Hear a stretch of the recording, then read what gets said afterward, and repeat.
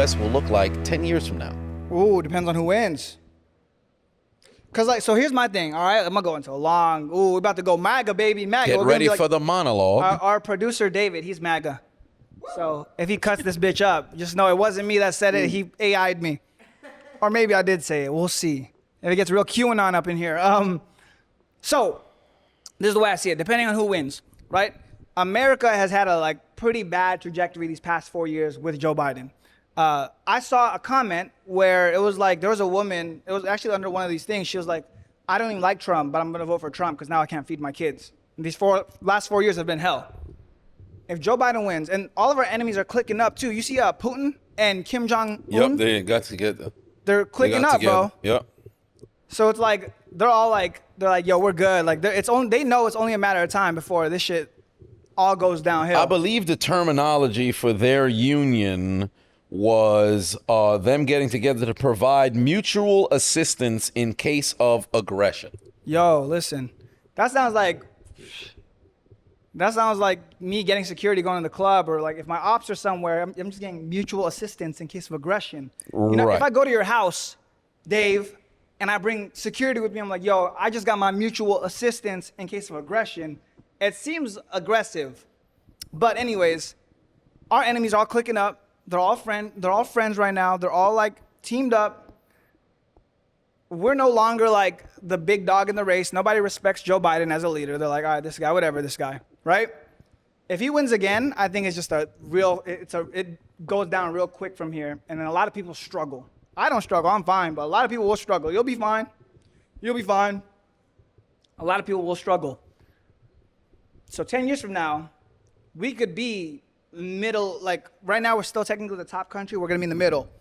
If Trump wins, I don't think he fixes it, but I think he definitely gets us out of the hole a little bit as an economy, because when I look at like all of this, honestly, it's like a big fucking popularity contest between countries. So leaders of countries, all they're doing is just fucking like bullying each other.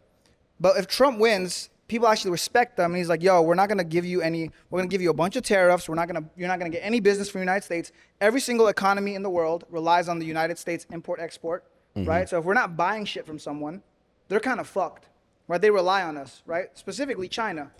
And then China provides for a lot of other countries. So it's all built on top of us. So they know Donald Trump, he's a businessman, he doesn't fuck around. He'll clear a lot of shit up, because a lot of people be like, this guy's a maniac, he doesn't give a fuck. We better just listen to him. Otherwise, our country goes into Because you have the threat of fear. And the thing is, America, like Trump with Joe Biden, it's a lot of virtue signaling, right? Like Donald Trump doesn't care. He will use American oil. He will fire up American nuclear. Like he'll do all of like the energy in America. Whereas Joe Biden, he'll like get it from other countries, so he could be like, we're green. Yeah, like similar to when I guess during during the 2016 Olympics, during the 2016 election, where you were saying America first, America first, America first, where you had, okay, you want to have your clothes manufactured here, everything else just done here. Although it could probably cost a little bit more, you actually end up circulating the money here rather than elsewhere over time. I think for me, in 10 years, because currently we're a nation divided. So I think if it continues to go the way that it's going right now, we're going to be fucked. I think there needs to be something that brings the people together. Unfortunately, conspiracy theorists in my mind thinks there's going to be some sort of tragedy that happens over the course of the next decade that will have to try to galvanize the people to come together.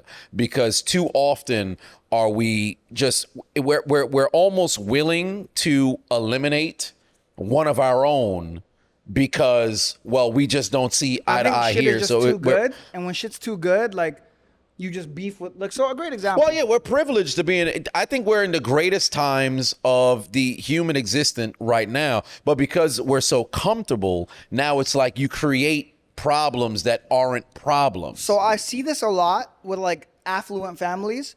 You see kids beefing with their siblings. It's like, I fucking hate you, bro. Like they hate their sibling. They don't talk to their sibling at all. Right? I fucking hate you. Like, you know the joke? It's like how white kids, like, when, like, you're grounded, Tyler. He's like, I fucking hate you, Mom. Mm-hmm. Never happened to my family. My mom, if I ever said that, my mom would slap me, but me and my mom are good, you know? So it's like, I feel like when there's a struggle, everyone's closer together. Right, because you have to lean on each other. You have to depend on each other. And when things are good, you fucking fight about everything. So that's kind of what's happened to America. So I think you were right in that sense. If there's a tragedy or something, we're all gonna like. Right, because you need something to bring the people together. Because I think this is the lowest. And I think we talked about this like an episode last year, maybe, where our country's morale is like the lowest it's ever been. Yeah. So with that being the case, and U.S. now is 248 years old at this stage, we're at a point now where it's like people aren't proud to be American. Where at least I know I'm free. But you should be in a situation where you feel good about where it is that you had came from. And now you hear more people talk about, oh man, I hate it here and all this other stuff. And I'm not saying, hey, get the fuck out. But there needs to come a point to where you have to rather look at the negative, look at the positives. What are the positives here? Because look at the alternative. If you were growing up in fucking Vietnam, or maybe you're growing up in some the slums of like Belgium or something like that, or maybe you're in Uganda, or you could be somewhere in India. You could have been somewhere in a bunch of different places, and your living experience could be completely different. And the craziest part, people from those places, they want to come to America. That's one of the things that I've always found interesting, because I think there was something that was on the news the other day where they were saying like, I think it might have been Biden who was talking about how immigrants make, the United States so much better, where it's almost a double-sided, sword in a sense. I've always hated that analogy, but we'll roll with it, where if these individuals are so great, why couldn't you make your country great? But at the same time, I understand why, you can bring a unique skill set and a drive to want to go and achieve versus somebody who's born here who doesn't have that drive. Because for you have a higher upside for financials and much more of a better living experience than where it was that you were living. So when you come here, you can stimulate the economy and grow and build so much more. Right. But at the same time, you were almost unwilling on certain aspects to do it there, so you figured to come here. It's not possible there. It's not the same Fair as enough, it is here. fair enough, Like yeah. the way America's set up, it's set up for people to succeed. I'm like, there's a lot of like, we don't have that much nationalism anymore. People aren't proud to be American. Yeah. I think for me, the reason I'm so like fucking polarized, I'm so like gung ho on America, is because literally I was a broke kid. I'm not that fucking smart. I'm not that good looking. I'm not that talented.